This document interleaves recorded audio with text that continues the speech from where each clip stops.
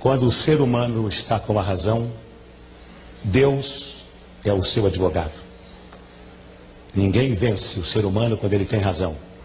Quem tem razão, forte ou fraco, vence sempre. And more, much more than this, I did it my way.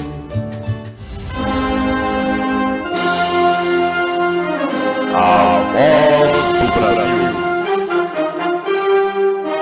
A voz que o Brasil conhece, Jorge Cajuru. Comunicando. Em Brasília, 10 da noite. Começa agora a segunda edição de A Voz do Senado. Hoje, dia 7 de março de 2019. Como de costume, pedimos a sua participação.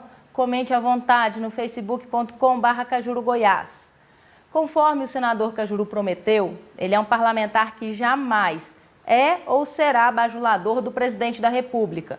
Tampouco opositor radical ou sabotador do que é bom para o Brasil. Portanto, ele é o primeiro parlamentar a subir na tribuna deste Congresso para apontar 100% dos pontos bons da reforma da Previdência. Por fineza, prestem bem atenção e depois deem suas opiniões no facebook.com/CajuruGoiás. Então vamos com ele. Boa noite, Cajuru. Boa noite, Renata Dairo, e ótimo final de noite aos meus únicos patrões brasileiros do país e fora do país, e ao estado de Goiás, minha gratidão eterna. Vamos lá. Fico feliz, sim, Renata, de ser o primeiro parlamentar que, graças a Deus, não sou o bajulador do presidente Bolsonaro, nunca lhe pedi e nunca lhe pedirei, pelos 8 anos de mandato, nenhuma agulha sequer. Mantenho uma distância cética em relação ao poder que ele exerce, mas não o sabotarei e muito menos ao meu país. O que for certo, aplauso. O que for errado, crítica. Aqui estão os pontos altos que devem ser esclarecidos e até enaltecidos por qualquer parlamentar deste Congresso Nacional. Peço a atenção de todos e todas. O sacrifício tem de ser distribuído entre todos. O sacrifício da reforma da Previdência tem de ser distribuído entre todos. Não temos o direito de permitir privilégios neste momento da nossa história. Não posso deixar de elogiar, no texto da reforma da Previdência, ora apresentado, a proposta de que parlamentares deste Congresso Nacional, das Assembleias Legislativas estaduais e das câmaras municipais de todo o país, eleitos a partir da aprovação da PEC, ficariam sem direito à aposentadoria especial, cabendo-lhes as mesmas regras dos trabalhadores do setor privado, direitos iguais, com o teto de aposentadoria do INSS de R$ 5.839,45, e não os Marconi Perillo da vida, Sarney, etc., que se aposentaram com apenas 4 anos sendo senadores, com salários de R$ 34 mil por mês. Voltando a aspectos positivos do projeto da reforma, é preciso destacar a restrição a parcelamento de dívidas para aqueles que podem pagar, para os ricos milionários. Aqueles que não podem, o direito do refis é pleno. Agora, aqueles que são banqueiros, são bilionários e adoram a palavrinha mágica chamada refis, aí é duro de engolir. Outro ponto a destacar na reforma da Previdência como elogio é a fixação da idade mínima para os menos privilegiados se aposentando mais tarde.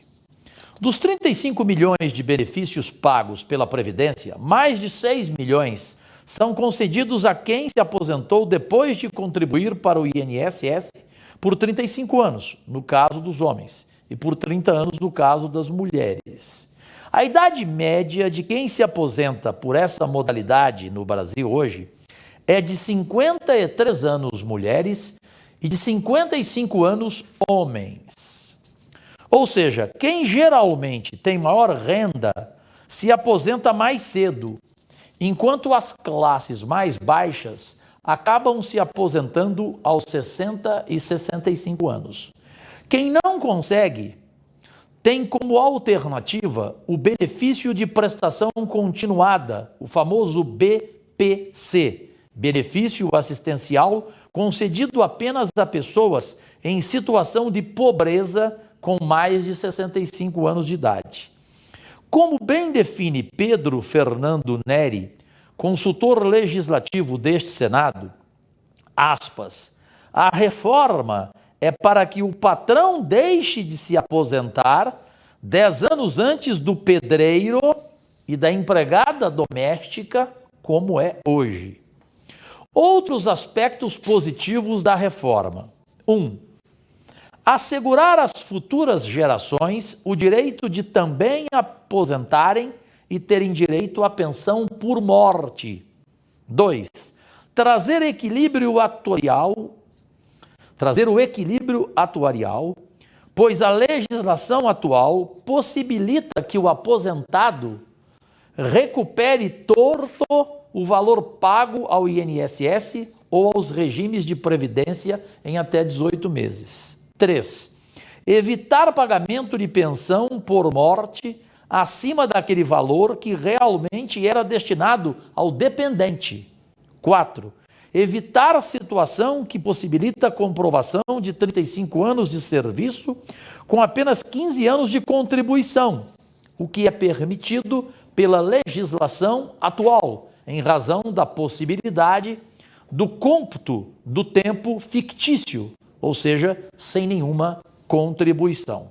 Aqui então apresentei Renata Dairo, senhoras e senhores, goianos, goianas, jovens, brasileiros do país e fora do país, como seu empregado público, alguns de vários pontos positivos e insofismáveis desta reforma da Previdência, já que os pontos altamente ruins eu já cansei de apresentar e esclarecer à sociedade brasileira através de meus pronunciamentos na tribuna do Senado e também de meus comentários aqui nas 30 redes sociais do Cajuru. Agradecidíssimo, e o telejornal, segunda edição, A Voz do Senado, das 10 horas da noite, é concluído agora por você, Renata Dairo. E por falar em reforma da Previdência, o presidente Jair Bolsonaro pediu nesta quinta-feira sacrifício dos militares diante dos pontos que os atingirão. O presidente enfatizou que eles entrarão sim em uma nova Previdência que afetará os militares, mas que não deixará de lado nem esquecerá a especificidade de cada força. De acordo com o governo, a reforma das Forças Armadas vai assegurar paridade, ou seja, mesmo reajuste dos ativos, e integralidade, que é o último salário da carreira para os militares reformados. Esses dois benefícios já existem hoje e a manutenção deles foi acertada entre os comandantes e a equipe econômica. A declaração foi dada durante a cerimônia dos 211 anos do Corpo de Fuzileiros Navais, na sede da Marinha, no Rio de Janeiro. Depois de Ipameri, pela manhã, vieram ao gabinete 16 do senador Jorge Cajuru, no período da tarde, representantes das cidades do Vale do São Patrício. Foi uma proveitosa conversa com lideranças e autoridades de Ceres, Goianésia e Uruaçu. Todos saíram satisfeitos com o que pediram e ouviram em compromissos de Jorge Cajuru nas áreas da saúde, educação, além do Programa Rural Sustentável da Embaixada do Reino Unido, apadrinhado pelo senador. Acompanhe um pouco desta reunião. Essas duas notícias vocês não tinham ainda? Não. Então, você conhece o Francisco lá? Sim. Conhece? Conheço. Então, fala para ele marcar para vir aqui com o Marcelo e comigo, para a gente já começar a ver, porque eu fiz um compromisso com ele antes de ser eleito. Dr. Carlos. Vitor Carlos, desculpa. Tá. E eu conheci o pai dele lá também, né? O pai dele estava lá no dia, né? Marcelo. O pai chama o hospital mesmo? Então, Domingos. Lá em Séries.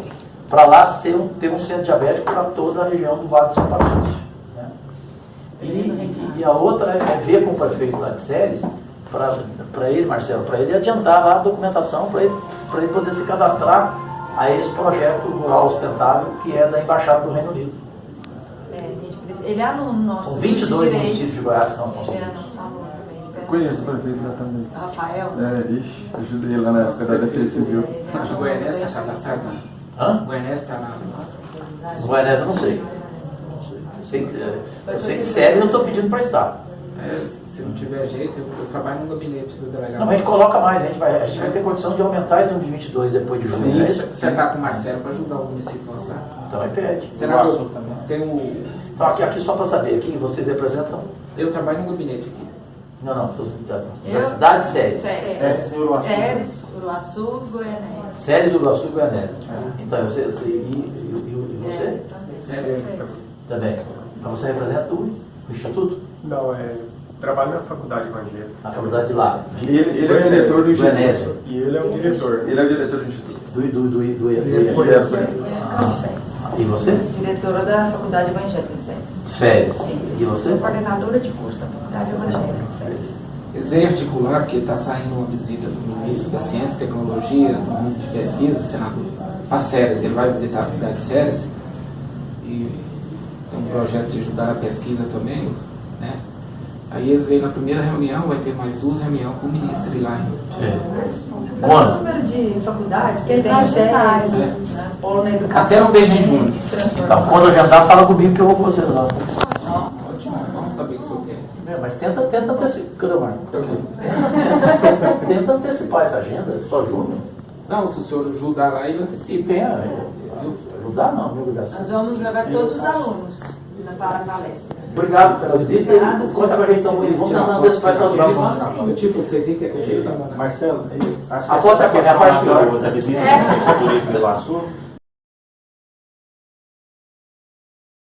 Agora, uma última nota sobre a crise na Venezuela. Na tentativa de apressar a queda do governo de Nicolás Maduro, cujo segundo mandato é considerado ilegítimo por 50 países, incluindo o Brasil, o governo brasileiro trabalha com 3 ações distintas. Um decreto ou projeto de lei que tornará automática a aplicação de sanções como bloqueio de bens de pessoas físicas e empresas que mantiverem relações com o regime do vizinho sul-americano está sendo elaborado. Outra medida que o governo poderá adotar imediatamente é seguir uma lista de cidadãos vinculados a Maduro que não poderão entrar no Brasil. O terceiro caminho, que começará a ser trilhado pelo governo brasileiro, é o da diplomacia internacional. Na próxima semana, em um encontro entre representantes dos BRICS, o fórum formado por Brasil, Rússia, Índia, China e África do Sul, em Curitiba, o ministro das Relações Exteriores, Ernesto Araújo, vai aproveitar a oportunidade para tentar convencer os integrantes do bloco a retirarem o apoio a Maduro. Esta edição de A Voz do Senado fica por aqui. Não deixe de comentar nas nossas redes sociais, facebook.com/CajuruGoiás e Twitter e Instagram, @SenadorCajuru. Ou então ligue para a gente no telefone DDD 61 3303 2844. A sua opinião é muito importante para nós. A Voz do Senado volta amanhã às 2 da tarde comigo e com o senador Jorge Cajuru. A gente se vê até lá. Agradecidíssima.